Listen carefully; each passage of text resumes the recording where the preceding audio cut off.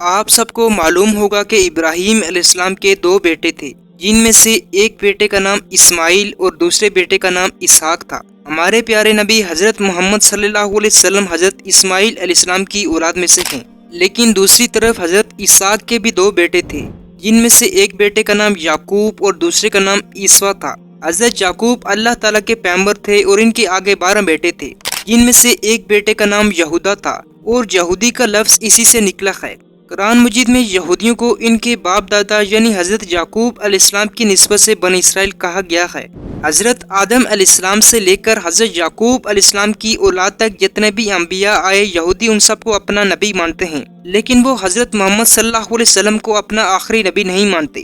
ان کے مطابق آخری نبی ابھی آئیں گے جو ان کے لیے مسیحا ثابت ہوں گے، لیکن حقیقت یہ ہے کہ وہ مسیحا دجال ہی ہوگا۔ اسلام اور مسلمانوں سے ان کی نفرت آج سے نہیں بلکہ شروع ہی سے چلی آ رہی ہے، یہاں تک کہ جب حضرت عیسیٰ علیہ السلام کے بعد حضرت محمد صلی اللہ علیہ وسلم نبوت پر فائز ہوئے تو ان لوگوں نے آپ کی پیدائش سے لے کر آپ کی وفات تک کئی بار آپ کو جان سے مارنے کی کوشش کی، لیکن اللہ تعالیٰ کے فضل سے یہ لوگ ناکام رہے۔ آپ صلی اللہ علیہ وسلم کی پیدائش سے پہلے بھی یہ لوگ آپ کی آمد سے پورے آگاہ تھے کہ ایک آخری نبی ضرور آئے گا، لیکن پھر بھی یہ لوگ یا پھر اپنی مذہبی تعلیمات میں رد و بدل کے باعث یا پھر ہر درمی کے باعث آپ صلی اللہ علیہ وسلم کو آخری نبی ماننے سے انکاری رہے، اور آپ صلی اللہ علیہ وسلم کو جان سے مارنے کے لیے کئی بار کوششیں کرتے رہے۔ سب سے پہلے ان لوگوں نے نبی کریم صلی اللہ علیہ وسلم کو بچپن میں مارنے کی کوشش اس وقت کی جب آپ صلی اللہ علیہ وسلم کے والد کے انتقال کے بعد آپ صلی اللہ علیہ وسلم کی والدہ نے آپ کی دیکھ بھال کے لیے آپ کو حضرت سعدیہ کے حوالے کر دیا۔ ایک مرتبہ آپ کی والدہ نے جب آپ کو حضرت سعدیہ کو دودھ پلانے کے لیے دیا تو آپ کی والدہ ان سے کہنے لگی، میرے اس بچے کی حفاظت کرنا۔ اس کے بعد حضرت سعدیہ نے جو کچھ بھی خواب میں دیکھا تھا وہ آپ صلی اللہ علیہ وسلم کی والدہ کو بیان کر دیا کہ حضرت حلیمہ سعدیہ کچھ یہودیوں کے پاس سے گزری تو انہیں کہنے لگی، کیا مجھے اور میرے اس بچے کے بارے میں کچھ بتاؤ گے؟ اس کا حمل اس طرح تھا اور اس کی پیدائش اس طرح ہوئی، اور میں نے یہ کچھ دیکھا جس طرح ان کی والدہ نے دیکھا تھا۔ راوی کہتی ہیں کہ یہ سننے کے بعد وہ ایک دوسرے سے کہنے لگے کہ اسے قتل کر دو۔ پھر حضرت حلیمہ سعدیہ سے کہنے لگے، کیا یہ بچہ یتیم ہے؟ تو حضرت حلیمہ سعدیہ نے کہا نہیں، کہ یہ اس کا باپ ہے اور میں اس کی ماں ہوں۔ تو انہوں نے کہا، اگر یہ یتیم ہوتا تو ہم اسے قتل کر دیتے۔ اس کے بعد جب نبی کریم صلی اللہ علیہ وسلم بڑے ہوئے اور اللہ تعالیٰ کا پیغام لوگوں کو پہنچانے لگے تو اس پر بھی یہودی لوگ آپ کے راستے میں روڑے اٹکانے لگے اور آپ صلی اللہ علیہ وسلم کو قتل کرنے کی کوشش کرنے لگے۔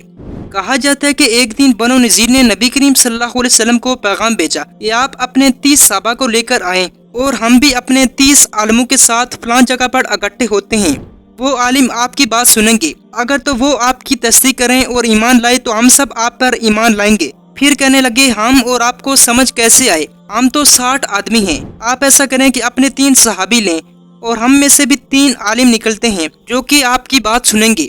تو انہوں نے خنجر چھپائے اور نبی کریم صلی اللہ علیہ وسلم کو مارنے کا پلان بنایا تھا کہ بنو نذیر کی ایک ناسخہ عورت نے اپنے چاچا زاد انصاری مسلمان کی طرف پیغام بھیجا اور اسے اس کی خبر دے دی، اور اس انصاری نے نبی کریم صلی اللہ علیہ وسلم کو بتایا تو نبی کریم صلی اللہ علیہ وسلم وہاں سے واپس تشریف لے آئے۔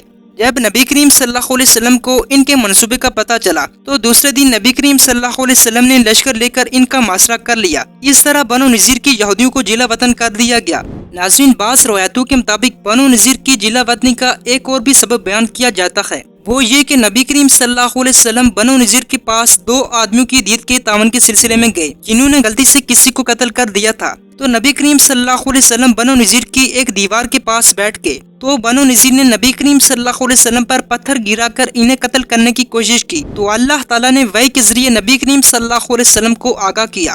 اس کے بعد آپ صلی اللہ علیہ وسلم جلدی سے مدینہ کی طرف چل نکلے اور بعد میں ان کے معاشرے کا حکم جاری کر دیا۔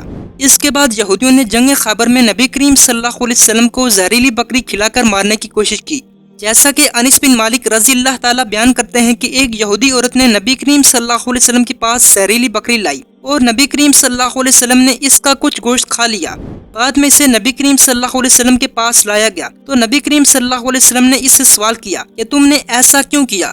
تو وہ کہنے لگی کہ میں نے آپ کو قتل کرنا چاہا تھا۔ اس کے بعد نبی کریم صلی اللہ علیہ وسلم نے فرمایا، اللہ تعالیٰ تجھے مجھ پر مسلط نہیں کرے گا۔ صحابہ کرام نے عرض کیا، ہے اللہ کے رسول، کیا ہم اسے قتل نہ کر دیں؟ تو نبی کریم صلی اللہ علیہ وسلم نے اس عورت کو قتل کرنے سے انکار کر دیا۔ راوی کہتے ہیں کہ میں ہمیشہ ہی نبی کریم صلی اللہ علیہ وسلم کے حلق مبارک پر اس کی علامت دیکھتا رہا۔ بعض روایتوں کے مطابق کہا جاتا ہے کہ وہ عورت یہودیوں کے ایک سردار سلام ابن مشکم کی بیوی اور اس کا نام زینب بنت حارث تھا۔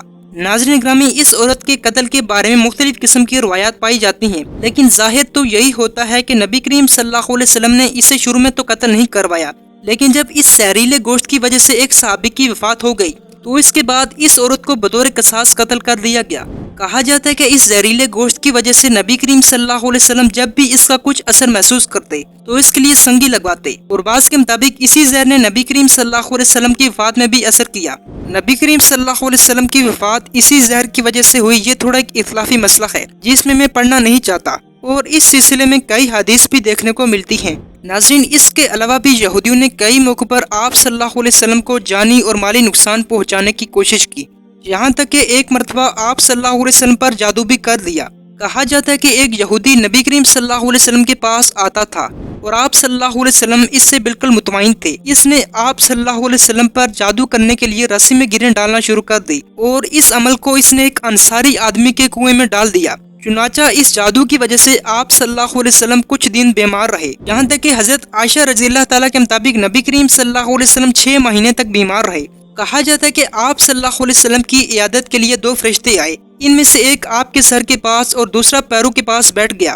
یہ دونوں فرشتے ایک دوسرے سے سوالات کرنے لگے کہ کیا تمہیں معلوم ہے کہ انہیں کون سی بیماری ہے؟ دوسرے نے جواب دیا کہ فلاں یہودی نے ان پر جادو کر دیا ہے اور اس عمل کو فلاں انصاری کے کنویں میں ڈال دیا ہے، لہذا اگر آپ اس کنویں کے پاس کسی آدمی کو بھیجیں اور وہ گیرا کو نکال لے تو کنویں کا پانی زرد پائے گا۔ ناظرین، اس کے علاوہ بعض روایتوں کے مطابق حضرت جبرائیل علیہ السلام آپ صلی اللہ علیہ وسلم کے پاس موعظتین لے کر تشریف لائے اور آپ کو جادو کے بارے میں بتایا۔ اس کے بعد کہا جاتا ہے کہ یا پھر آپ خود گئے یا پھر حضرت علی کو اس کنویں کی طرف بھیجا۔ گریں کھلنے کے بعد آپ صحت یاب ہو گئے۔ کہا جاتا ہے کہ وہ یہودی اس حادثے کے بعد بھی نبی کریم صلی اللہ علیہ وسلم کے پاس آیا کرتا تھا، مگر آپ صلی اللہ علیہ وسلم نے اس کے سامنے کسی چیز کا ذکر نہیں کیا۔ بعض روایتوں کے مطابق اس یہودی کا نام لبید بن عاصم تھا۔ بظاہر اس نے اسلام قبول کر لیا تھا، لیکن اسلام کے منافقوں میں سے تھا۔ بہرحال نبی کریم صلی اللہ علیہ وسلم کے زمانے سے لے کر آج تک یہودی مسلمانوں کے لیے اپنے دلوں میں بغض رکھتے ہیں، اور آئے دن یہ لوگ اسلام اور مسلمانوں کے خلاف سازش کر رہے ہیں، پھر چاہے وہ مسئلہ فلسطین ہو یا پھر مسلمانوں کے درمیان فحاشی کو عام کرنا۔ بہرحال امید کرتا ہوں آپ کو اس ویڈیو میں بہت سی چیزیں جاننے کو ملی ہوں گی۔ اگر آپ ہمارے چینل پہ نئے ہیں تو ہمارے چینل کو سبسکرائب کیجیے۔ تب تک کے لیے اجازت دیجیے، اللہ حافظ۔